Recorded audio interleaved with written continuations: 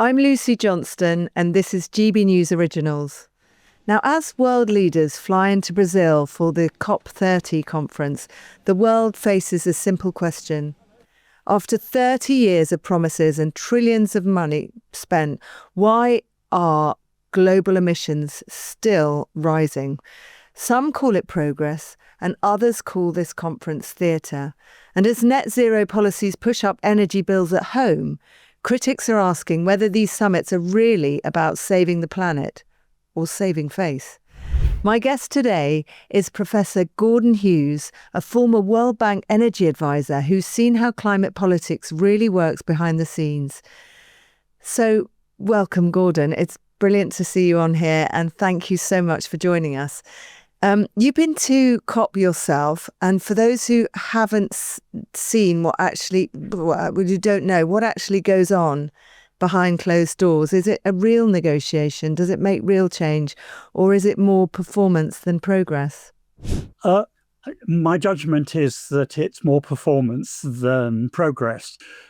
International forums of this kind are, in many respects, incredibly boring, because there is a huge amount of argument about small bits of communiques that are issued.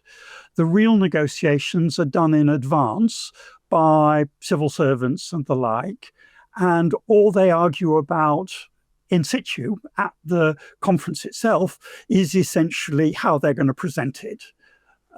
So the result is that it's largely theatre. And you've sort of mentioned that it's a bit of a jolly, but why do so many civil servants and politicians and journalists sort of keep this on the road, and why is there so much focus on it? The comparison I make is that there used to be an absolutely enormous trade show held in Las Vegas every year shortly after Christmas. It was known as the Consumer Electronics Show. And what happened was that all of the people in that business came together to meet each other, to exchange information, to see new products and so forth.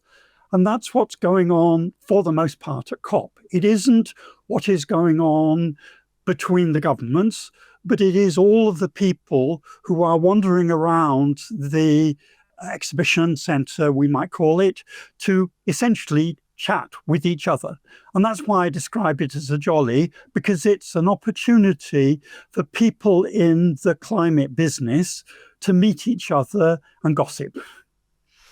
But I mean, there are sort of things that are said that, targets that are made, and people say they need to meet face to face. Do you think they should be flying across the globe to do that? Do you think that's important? In the past, it was more usually the practice to have big meetings of this kind every 5 or every 10 years. And it is very rarely the case that at any COP, anything significant is actually agreed on to be taken forward. The last major one was in 2015, 10 years ago in Paris. They may say that they need to get together to compare progress and whatever, but that could all, in fact, be done virtually. Now, people have benefits from meeting each other and from comparing notes about what policies they adopt and so forth. So I'm not saying there should never be trade shows for climate people, but essentially we shouldn't present it as some world-changing event, especially not if one's going to insist on having it every year. Yeah, and there's controversy over private jets. And in fact, this year, a 4-lane road was cut through the Amazon rainforest to bring the 50,000 delegates to the conference. Do you think these things say something about the hypocrisy of the event? I'm sure the people attending don't believe that they're hypocrites. Outsiders may have a different view. The problem is that what happens at these kind of things is very largely not only theatre in terms of its relevance to policies, but also it is an attempt by the government's concerned to show off. So the real fault about driving a highway through the rainforest is that Brazil should never have chosen Belém as a site for this conference. But they did it because they wanted to try and reach agreement on large contributions to a rainforest fund that they want to set up. It is, in my view, pretty hypocritical of the Brazilians to organize a very large meeting of this kind in the middle of the rainforest, while simultaneously urging the rest of the world to fund them not to cut down the rainforest. Yes, and there have been people there that have really complained. But you've warned that the true costs of net zero, which is what COP is driving for, are actually being hidden. Can you just talk us through a little bit about the real price tag and who's ending up paying? I know that some commentators say this is like a war on the poor, but what's your take? Well, the most obvious way in which we in Britain are paying is via our energy prices. And let me take the example of electricity. Probably a half of what we are paying currently for electricity in the UK is costs associated with net zero. And that is going to get worse. And that has gotten a lot bigger since 2015, which I've already referred to, but actually over a longer period of time. Now, who pays that? All of us do. Everyone from you at home and I at home to businesses and to all kinds of other organizations. And those costs get passed on, even if they're not borne by us directly, they're passed on in the prices we pay or the taxes that have to be raised. That's what is meant by saying that it's a tax on the poor, because those are not discriminating in any way at all. If costs you more to go to a shop and buy food because of net zero, then everyone pays that. And those increased electricity prices are down to the fact, what is it, just energy, green subsidies? Is it doing a new network? How have those costs, electricity costs increased? Like, is that not something the government... They're very widely spread. Part of it is subsidies for solar and wind farms that we see, some of which we don't see because there is a requirement to buy electricity generated by those sources. Some of it is that the cost of running the electricity system to keep the lights on becomes more expensive because we have neither solar nor wind are reliable, so we have to provide reliable backup.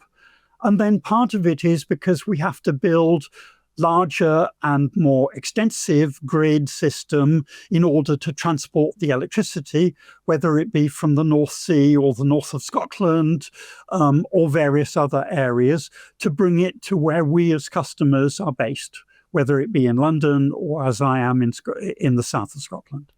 I mean, the government has argued that once the upfront costs of setting this up are covered and that we've set up a new infrastructure, we will then have free green power, and that these costs will fall. What do you say to that? Bluntly, nonsense. There are several reasons. The subsidies and the costs of ensuring reliability don't go away once the investments have been made. Even for the investments, somebody has to pay to allow National Grid and the other grid companies to recover the costs that they have incurred. But also, there is, once we stop spending money on building more parts of the grid, well, what happens next? Well, they want us to replace our heating systems by electrical heating. They want to replace our cars by electric vehicles. All of things that individually might make sense, collectively are enormously expensive. And those costs don't stop once, because a wind farm operates effectively for 15 or 20 years and then has to be rebuilt. And rebuilding it is not getting cheaper. That's the other problem that we've run into, which is we thought that it would become much cheaper over time. Well, not I, but other people thought that, and they haven't. The costs are beginning to go up rather than go down. Government also says that it's got some really good estimates from the Office of Budget Responsibility and other bodies that show the cost of not doing anything will be far higher and land us into a lot of debt. So if we go to net zero, we will therefore have less floods, less problems, less things to deal with, and that will be cheaper. The problem with those kind of calculations is that they come out of models that are at very best highly uncertain and which rely on making projections anything up to 250 years from now. The problem is that the OBR, which has done some of this, isn't very good at its day job. It isn't very good at telling us what the budget deficit is going to be in 5 years' time. Why should it be much better at telling us what the costs are going to be in 250 years' time? There are other reasons why this is inherently incredibly difficult. Let me give you one very important element of that. To know what the costs of climate change are going to be in future, we need to know how many people there are going to be on the planet. Now, just looking ahead to the end of this century, the central projection is that there will be, roughly speaking, 10 billion people on the planet as a whole. But the range of plausible estimates is from 6 billion to 14 billion. So how can you estimate anything when the range of variation is more than 50%? There is another reason that makes this very difficult. We also have to decide, what are we willing to spend in 2100 or 2200 to reduce the costs of climate change then relative to our money today? And that relies on a parameter that economists call the social discount rate. In effect, how we trade today against tomorrow. There are enormous differences of view about what that should be. And I could produce values of that parameter for you that will vary the cost of climate change in future by a factor of 10, simply by changing one parameter in a model that is already extremely uncertain. Fundamentally, this is modeling which, in the harsh way that I was brought up, was referred to as garbage in, garbage out.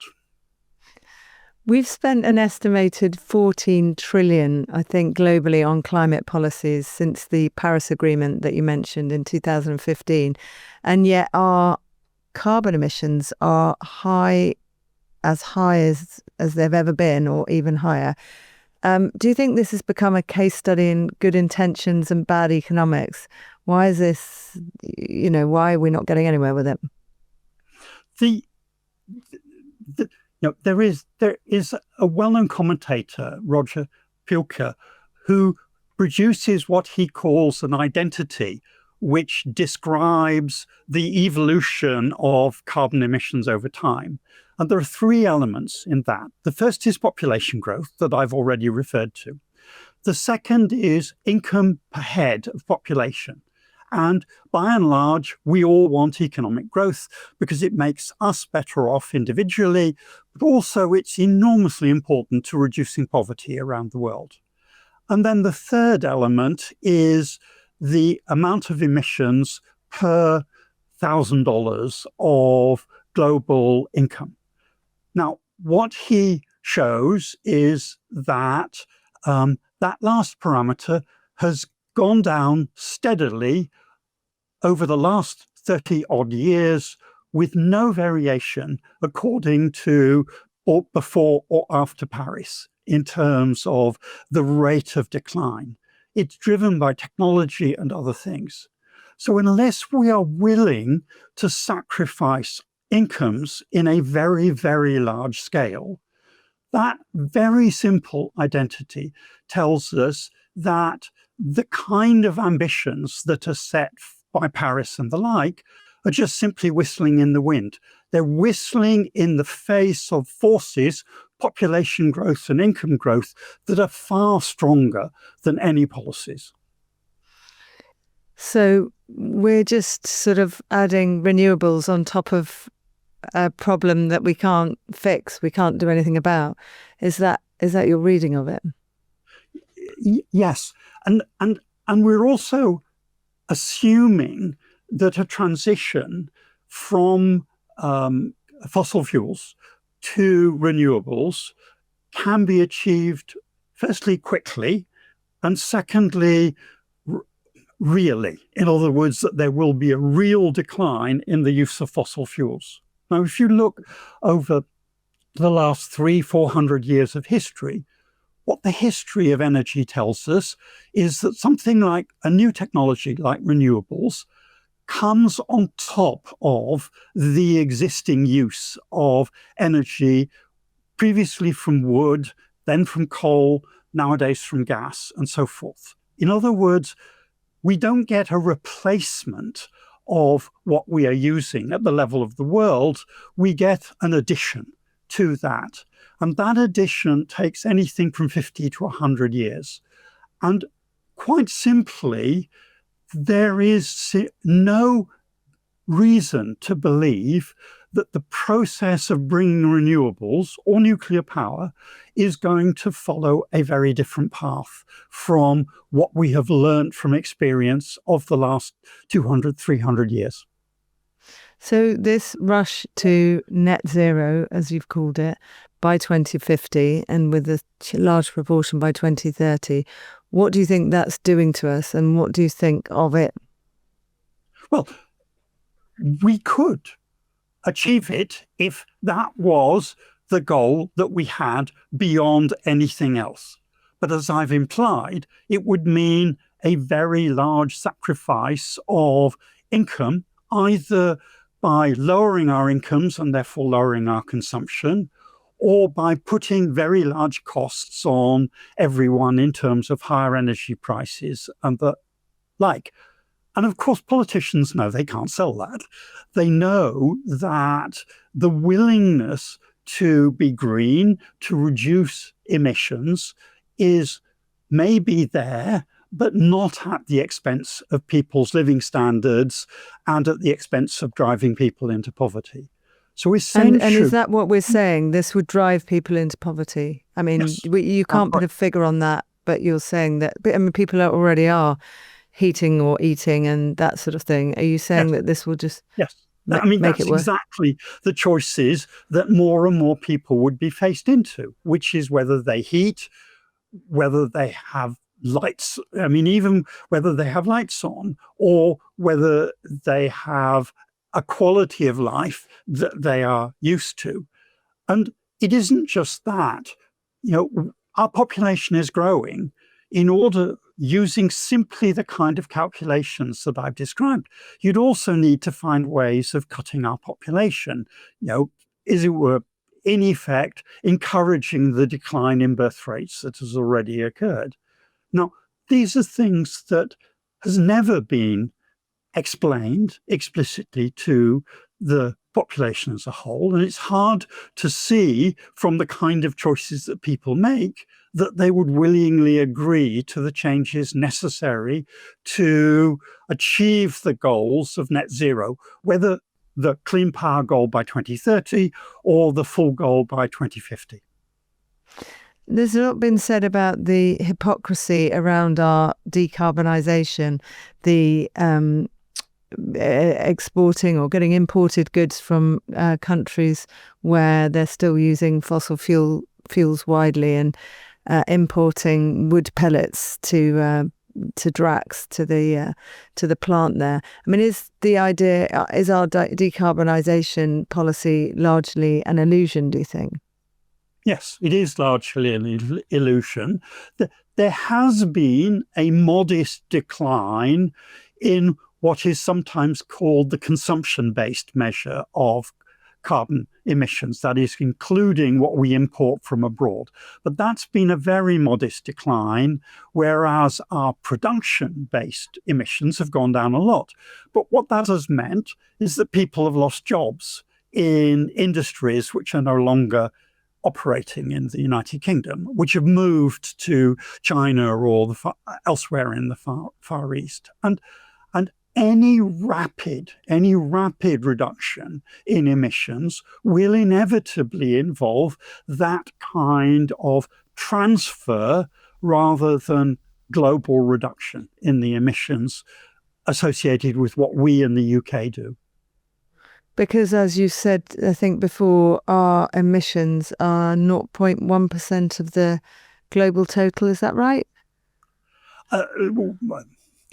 It depends a little on how you count, but total, no. It's not 0.1, it's closer to 1%. Right, so it's tiny. It's between a half and 1%. And then we have the US, which has decided to distance itself from net zero, and other countries which are working on renewables and keeping the fossil fuel industry alive. So are you saying that the net zero policies in this country are just crippling us without actually doing any good? Is the goal itself flawed? In harsh terms, it's virtue signaling. The situation is that, roughly speaking, China accounts for a little over 30% of the world's emissions of carbon dioxide and greenhouse gases from energy and related uses. The United States comes next at about 14%, and then India, which is down at about 11%, but growing very rapidly. And then there are a variety of countries which are above Britain in that total. But essentially, the world's future in terms of emissions is determined by probably 5 countries, of which the UK is not one and never will be one. And what happens up to 2050 will, in practical terms, be decided solely by India and China. And India and China are quite clear, and understandably from their perspective, they are not going to do anything which jeopardizes their economic growth. Their goal is to become at least medium-income countries or rich countries by that point. And when they reach that point, then they'll think seriously about reducing emissions. Now, in fact, in reality, their emissions per unit of output will likely go down over time, along with the rest of the world. But the problem is that they want to continue to grow fast. They want to become like us. And who are we to say that they can't? And that's really the problem. The hypocrisy is not just on the idea that we are setting ourselves targets that we then offload somewhere else, but it is that we want to stop other countries being like us. And that is simply never a good sell and is never going to work. But shouldn't we be leading the way, and we're taking a moral stance, and you're saying that they want to be like us, but we're trying to do something which is sort of better for the world, and shouldn't we be doing it? We can't just say, well, give up. The usual story is not quite as self-flagellating as that. It is normally that, oh, well, what we'll do is we'll pay for the development of the technologies which will make it possible for everybody to grow, but at lower levels of emissions. And that's really been the justification for wind power and for solar power in particular. But the problem is that if you are China and you want to grow fast, or if you are India and you have very low levels of electricity use now, but you want that to grow fast, you want reliable electricity. You don't want stuff that's dependent on whether there's wind or sun. You want stuff that is always there to serve your industries, to cool or heat your houses, etc., etc. And that ultimately means fossil fuels. And that's where the problem comes, which is even if we were able to bring the costs down beyond what they have come down to, essentially the issue of reliability is the intractable barrier for the countries which want to continue to grow. And I'm only giving you the example of India and China. But the real future in this respect will be Africa. And Africa is an order of magnitude lower in income levels and has every reason to want to be better off by 2050 than they are today. So you're sort of implying that what matters is helping poorer countries adapt to change, not forcing them into energy poverty. So what would that look like in practice? The costs of adapting, when those have been looked at seriously, and I have run studies in various parts of the world on doing that, are far lower than the costs of insisting that everybody build wind farms and solar plants in terms of that.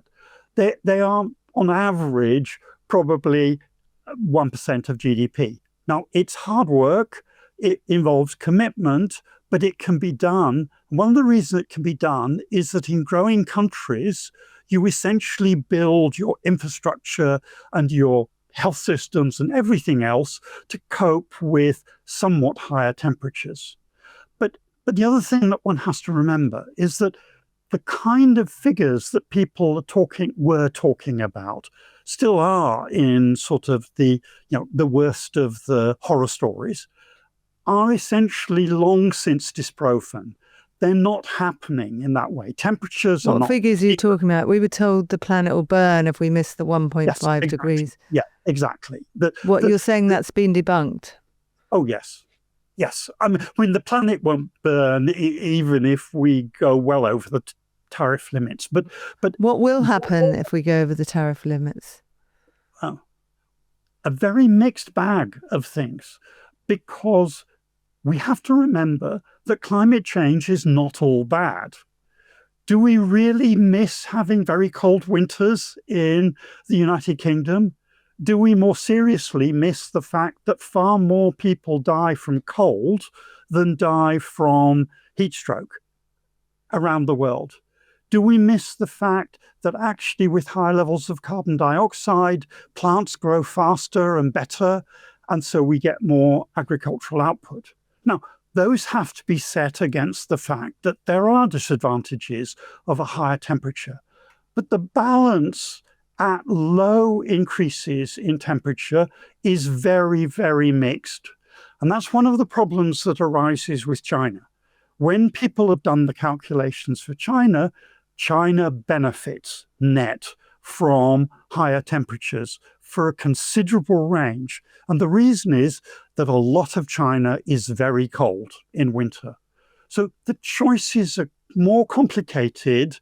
And the idea that everybody's going to burn or we're all going to be swept away by hurricanes is just simply an exaggeration that isn't supported by either the evidence or by the official bodies who actually, sort of produce the reports. But they're all urging us to reduce emissions, thereby reducing temperature increases. What's the panic? What happens if none of these targets are met and we don't do anything? You're saying a mixed bag, but we're not all going to die. It may be that we don't, the net harm is not that great. What do you do? I suppose we don't know. When economists have argued about these things and the kind of model that you referred to in talking about the OBR's calculations and so forth, the biggest issue which could not be quantified was the belief that there could be catastrophic changes in the globe's temperature. One thing was, currently, we in Britain are relatively warm, we might not think so, but we are, because the Atlantic currents carry heat from the equator round the Atlantic, and they warm us as a maritime country. And that is known as the Atlantic conveyor. So people have argued, what would happen if climate change stopped that process? We would become actually quite a lot colder, but there would be adverse effects on agriculture and lots of other things. Now, those horror stories that I described were always extremely uncertain. And the argument was, well, maybe we must do something in order to ensure that the horror story doesn't happen. But nowadays, what we know about what has been going on, the expected reasonable range in which temperatures might increase, now are far lower than anybody believes those horror stories would actually come to reality. And the consequence is that we're working with smaller changes, more modest impacts, some of which are undesirable, but almost all of which are things that we can adapt to, we can deal with. So you're saying deal and adapt rather than cut out all our fossil fuels, which will just be worse. I think earlier projections said we'd be facing 5 or 6 degrees increase by now, and that didn't happen. So what you're saying is the predictions have become overturned. The central prediction is that if nothing was done, we might finish up with just over 2 degrees in terms of the increase by 2100. And yes, that is half of the horror stories of a 5-degree increase in those terms. Now, there are people who believe that we shouldn't even allow that. But I think the issue is we should be paying more attention to economics. We should be clear about what we are trading off. Is it really worth spending, years and years of growth in income just in order to avoid a 0.5 degree increase in the world's temperatures? I mean, that's the choice that we face, not a choice against burning and not burning. It is between essentially modest increase in temperature and a potentially very large sacrifice in levels of income, and particularly for the poorest. Yeah. I mean, some people have said net zero has become an industry in itself, and there's a lot of money floating around and a lot of investment. Do you think that's part of the problem? Who's making money from this and who's paying the price? It's always easy to blame some target. It used to be the oil companies. Nowadays, it's the people who fund renewable energy projects. And indeed, there are investors who are extremely tied into trying to benefit from the subsidies and all of the other things. But I think we have to put the blame where the blame is. This is politicians.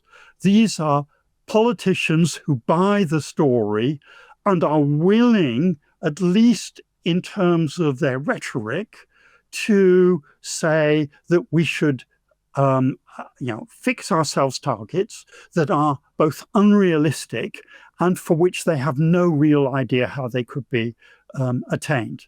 So I think looking for whether you describe them as criminals or lobbyists or whatever they are is unhelpful when these are essentially political decisions made on the basis of ignorance and, I'm afraid, stupidity. I mean, some people question how much humans are contributing to the global warming. Is that something, would you say that we're not actually the biggest part of it, or we're unclear about how much we can stop it? It's a sort of idea that we can stop this thing happening. There are indeed people who say that there are many other factors beyond the human influence on the climate. The people who specialize in climate change find it very difficult to accept that argument because they have for 30 years tied themselves into the perspective which says that human influences are the driving forces behind climate change.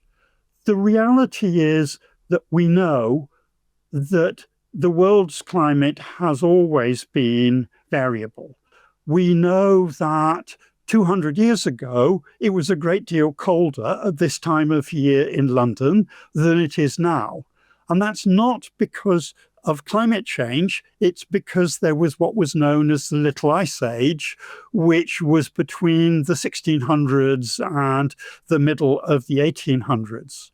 Now, how do we work out what is due to natural variability and what is due to the influence of what we have been doing? Some people, there are just widely differing views because technically it's close to an impossible task to separate out the influence of human beings and the influence of natural variability.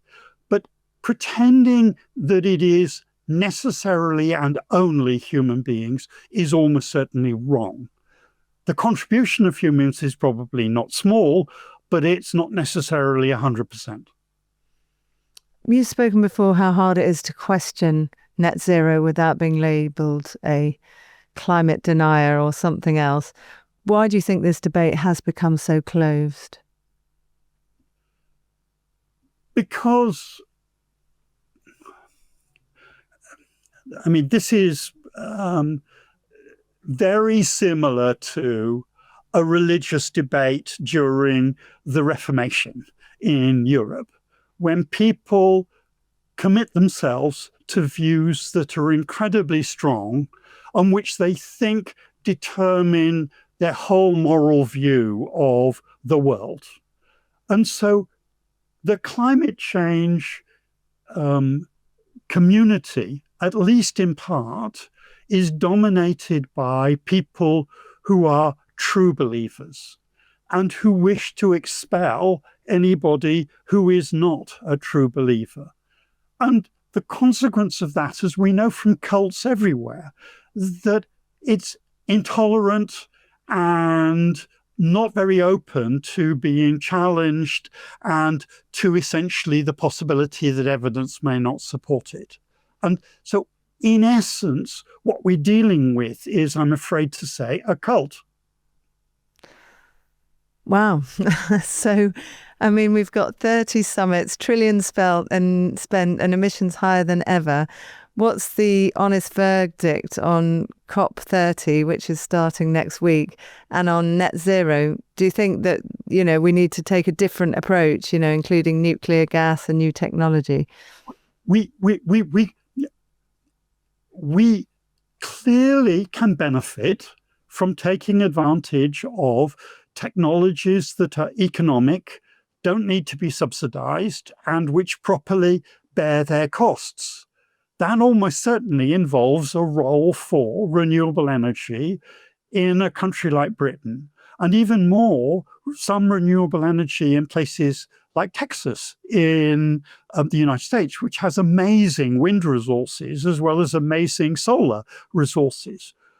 But we shouldn't think that the goal should be to get rid of the alternatives. What we need to do is to combine them in a way that's efficient and gives us the opportunity to do what we all want to do, which is not only to increase incomes, but to increase incomes in a way that offers opportunities to our children as well as to the poorer countries spread around the world. And doing that by adopting inefficient, unreliable technologies is not the way.